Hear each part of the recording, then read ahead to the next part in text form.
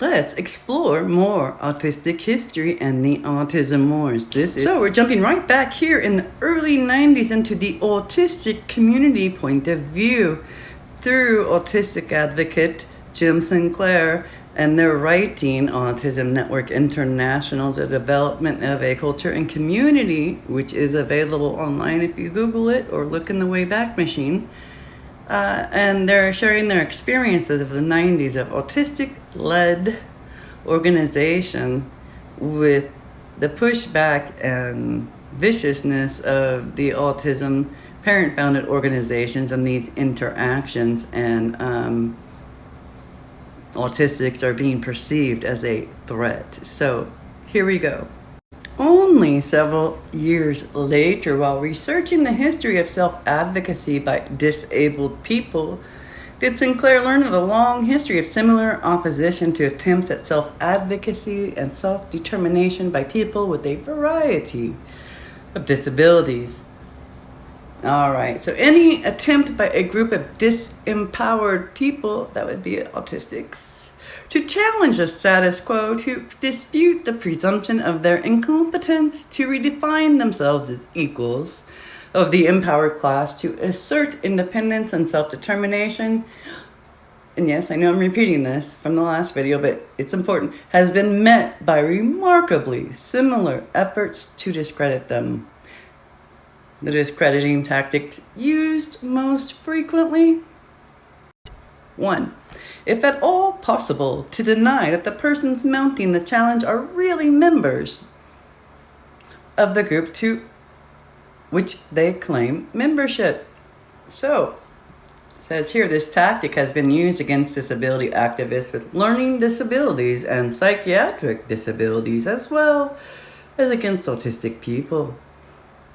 As people with these disabilities often look normal, and the disabilities are defined in terms of behavior rather than empirically measurable physical differences, many of us have been told that the very fact we are able to express ourselves, object to the ways our freedom has been restricted or our rights violated, and demand change proves that we cannot truly be autistic or learning disabled or psychiatrically impaired.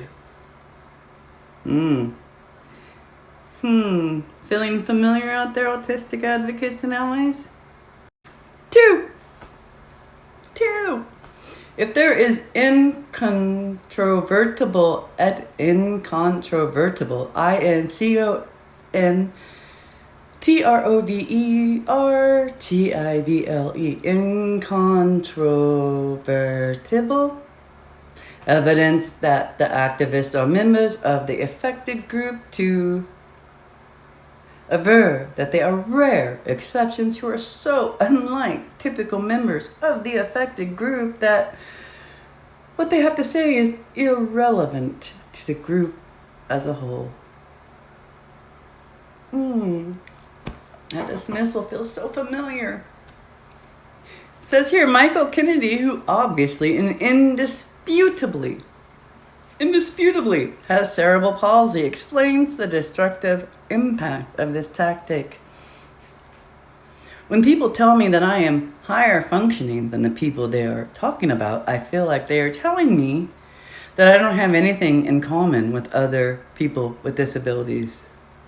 It's like they are putting me in a whole different category and saying that I don't have any right to speak. It upsets me because I take it that they don't want to give anyone else the opportunities that I have been given, and that what I say can be ignored because they see me as more capable. It is a way of dividing us and putting down those who have more severe disabilities or who haven't had the opportunities to experience different situations in life. 3. If it is not possible to deny that the activists are authentic representatives of the affected group, the appeal to the very prejudices And stereotypes the activists are seeking to overturn and use those prejudices and stereotypes to claim that the activists are incapable of fully understanding their situations and knowing what's best for them. Often, this approach incorporates the belief that disabled people need to have their freedom restricted for their own good, to protect them from coming to harm through their inability to act in their own best interests. These strategies to undermine credibility are not new. So even in the 90s, Sinclair is saying these are not new strategies. These are already part of that cycle we experienced even back then for not just autistics, but disabled, intellectually disabled, or those living with mental illness, right? So it says here these strategies to undermine credibility are not new. But nor are they limited to situations involving disability. Frederick Douglass was a 19th century African American who escaped from slavery in 1838 and became a well-known abolitionist writer and speaker. In 1855, in his 1855 autobiography, My Bondage and My Freedom, he recalled that at the beginning of his career, speaking to white audiences about the evils of slavery, he was presented as something of a curiosity. Most anti-slavery lecturers were white. Lecturers who were themselves fugitive slaves were a rarity. As the novelty wore off, people began to doubt that he had ever been a slave. Oh my God. He was suspected of being an imposter because he was too educated and too well-spoken to fit prevailing stereotypes about the ignorance of slaves. Oh boy.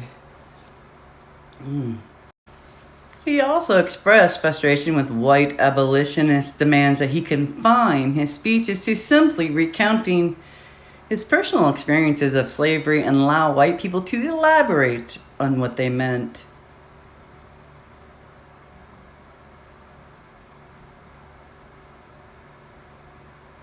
Quote, "Give us the facts, we will take care of the philosophy."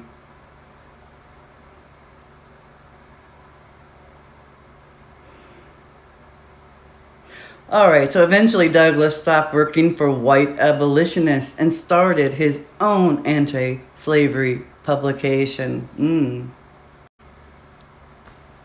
Just astoundingly awful, right? Wow. Okay, I'm going to move forward from here. We are going to wrap up this video here, and when we start up again, I'll be talking about becoming a group, one person at a time, and this is from the Autism Network International article that was written by Jim Sinclair in 2005, and from the autistic community and autistic advocate POV, or point of view in this era. So it's really sharing this history that so many don't know about, because it is the autistic point of view and what was happening during the rise of parent-founded autism organizations, and what those organizations, how they were treating and behaving towards self-advocates and